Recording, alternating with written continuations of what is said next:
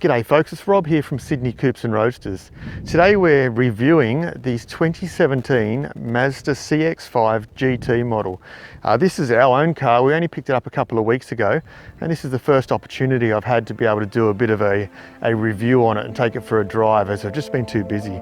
As you can see, we've got it in the beautiful eternal blue Micra, and it's just I don't know if I can pick it up on the camera, but the color is just magnificent. It's just really unique. It's not navy blue, it's not light blue.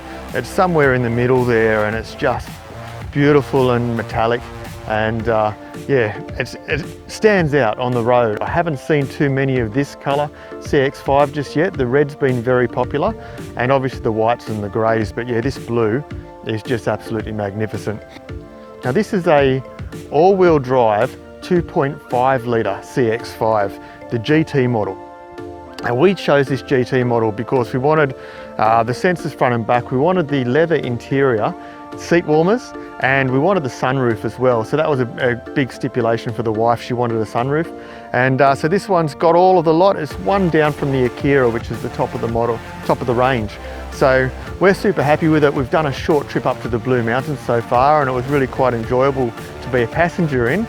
Today's the first time my wife's let me drive it myself. So we're going to take it for a drive now, and we're going to give it a little bit of a review in my eyes as a car enthusiast, and we'll go from there. So come along on our review of the Mazda CX-5 GT model.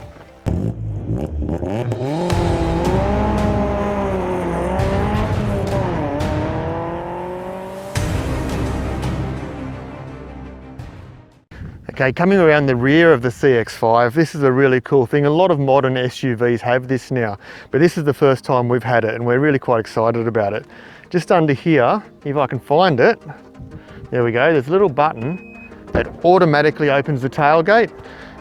Really handy when you're coming with a armful of groceries for the tailgate to just open slowly and securely. And then to bring the tailgate back down again, it's just as simple as pressing that button, and the tailgate comes down automatically as well, and it locks itself into place, so we're nice and safe to take off. Okay guys, so all of the new Mazdas have this, but again, it's a novelty for us. Now we've got this key fob, but we don't need the key to get in or to start the car.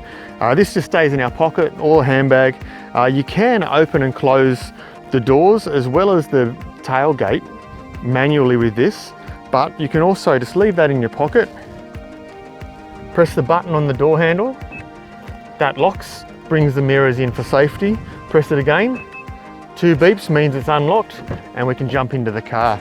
All right, now inside the cabin here, you can see it's beautiful and luxurious. It's really comfy. The leather smells amazing, of course. To start this car, it's really as simple as just putting your foot on the brake, pressing the start-stop button, and off she goes, she's ready to go.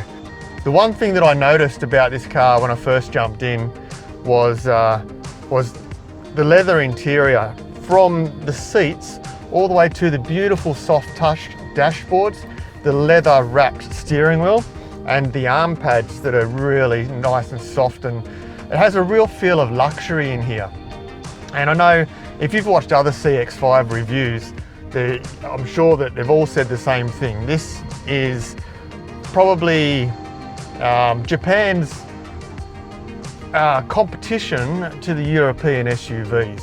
It's beautiful, it's luxurious, it's got all of the electronic goods that you could possibly want, and in fact more than you need, no doubt. But it's very, very luxurious in here. I feel comfy. The smell of leather combining with the smell of brand new car, it's a nice place to be sitting in here right now.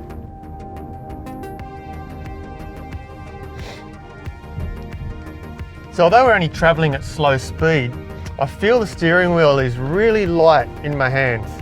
I'm hoping that it stiffens up a little bit when you're traveling at speed, but certainly when you're traveling around an urban environment like this at slow speed, the light steering wheel just feels so nice. It feels really, really good under the hands, and very comfy.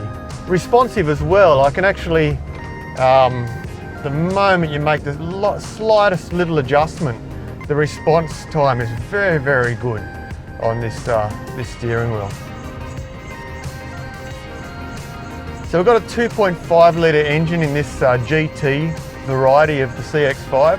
It's all-wheel drive, so it's the Mazda Skyactiv engine all-wheel drive system.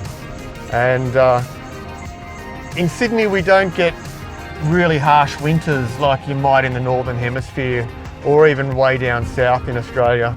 Our winters are really quite mild. In fact, today we're in the middle of winter and it's already 18 degrees at 10 AM. So it is really quite beautiful.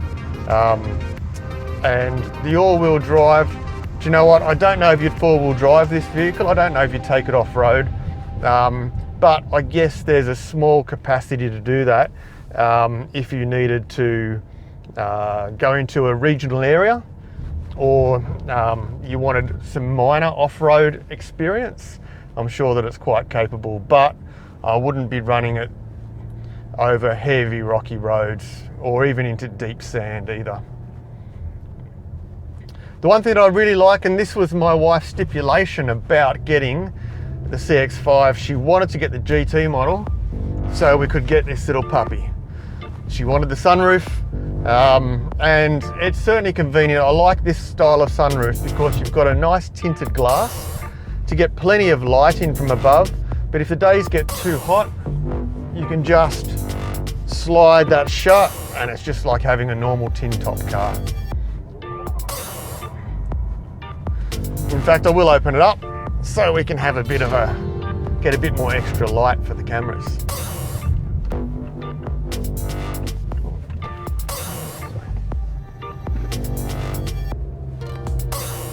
So as you can see, I don't really know where I'm going. I'm just trying to find a nice little road to get a feel for this car in all sorts of conditions. Now this is a little back road out to a pistol club and helicopter base for Westpac Life-Saving Helicopter. And it's a bit of a rough road, very narrow. We're not getting any speeds greater than 40 kilometers an hour out here, but it's still giving me a little feel for the car.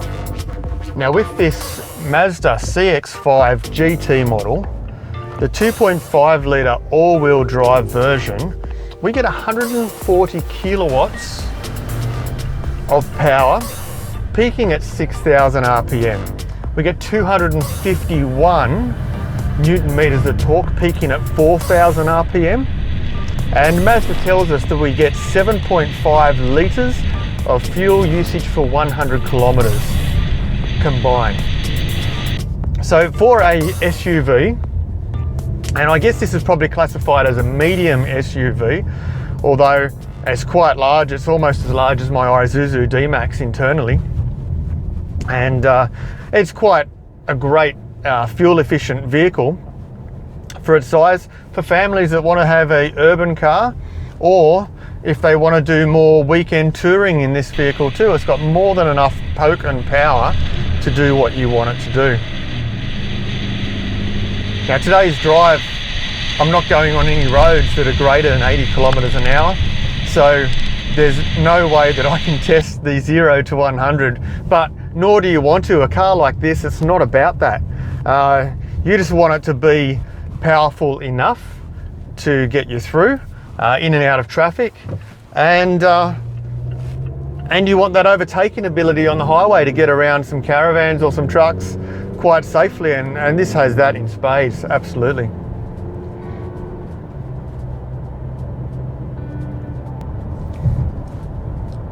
One thing I really love about this car, and again most modern cars have it, but I'm so used to driving older cars, is in the reflection of the windscreen in front of me, there's a heads-up display that shows my speed, and the car also reads the speed signs as we travel past them. So now I can see the little 70 in the corner telling me that it's 70 kilometers an hour here, and then my speed is just next to it and slightly under it. Now I'm sure that there's many other settings that you can set up for that little heads-up display, so I'm going to experiment with that before our next review. But yeah, very cool feature. And I know that some Mazdas in the past have had a little pop-up screen that pops up from your dashboard. I didn't like that, but I really love this one that's actually reflecting off the windscreen. Now in the settings, you can actually raise it higher or lower. So if you want it more in your line of vision, or if you want to reduce it out of your line of vision, or you can lower it completely until you just can't see it anymore. And so if it's something that you just don't like, just get it out of view and nothing to worry about. The other thing that we've got that I've noticed is when you're approaching a fixed speed camera or a red light camera, the car will actually verbally tell you that you're approaching a red light camera or a speed camera. And if you're going too fast, the little lady in the car will actually tell you to slow down to the appropriate speed. So I'm not sure if you can change her voice, but she's quite polite when she's telling you to slow down, and it's probably something we all need a bit of a reminder of occasionally. We've just been heading around La Perouse, out to the headland and the golf club, through the airport tunnel now and along Brightonley Sands. And I'm super comfortable. In fact, I'd rather sit in here than on my lounge at home. And it's really, really beautiful, comfortable leather seats. The leather steering wheel is just so nice to lay your hands on. And unfortunately, I've missed my turn off while I was talking to you, but that's okay. We'll head up this way anyway. The automatic headlights are certainly convenient. There are daytime running lights that run all day just by turning the car on, but when you go into the tunnel, the headlights activate automatically. And it just takes away that need for turning your lights on and off. And in Sydney, we travel through so many tunnels now to get anywhere. So it's certainly one less worry for you to not have to worry about. And she's just told me there's a speed camera ahead. So it's a very cool little notification system to let you know that you have a speed camera coming up. All right, folks, well, that was a review on our 2017 Mazda CX-5 GT. Now this particular one we got from Sutherland Mazda, and the staff down there was super helpful, and we had a very good experience in purchasing this. Now for the next year, every 3 months, I'm going to do a updated review. So as we're going through the motions of finding out problems potentially, loving it more, loving it less, every 3 months I'm going to update you so you know exactly where we're at with the love of our CX-5. So if you are interested in buying a CX-5 or you've already bought one, just click subscribe, follow us on our journey, and we can compare notes. Leave messages down below in the comments. I'd love to hear about your experiences with your CX-5 as well. So in 3 months' time, we'll put in our next review, guys. So please subscribe, like, share the video to anyone who's thinking about getting a CX-5. So far, after 2 weeks of ownership, we're absolutely loving it. It's certainly exactly what we wanted. So, but we'll keep you updated. Thanks, guys. Hit subscribe right here, and we'll share some more stories about our CX-5.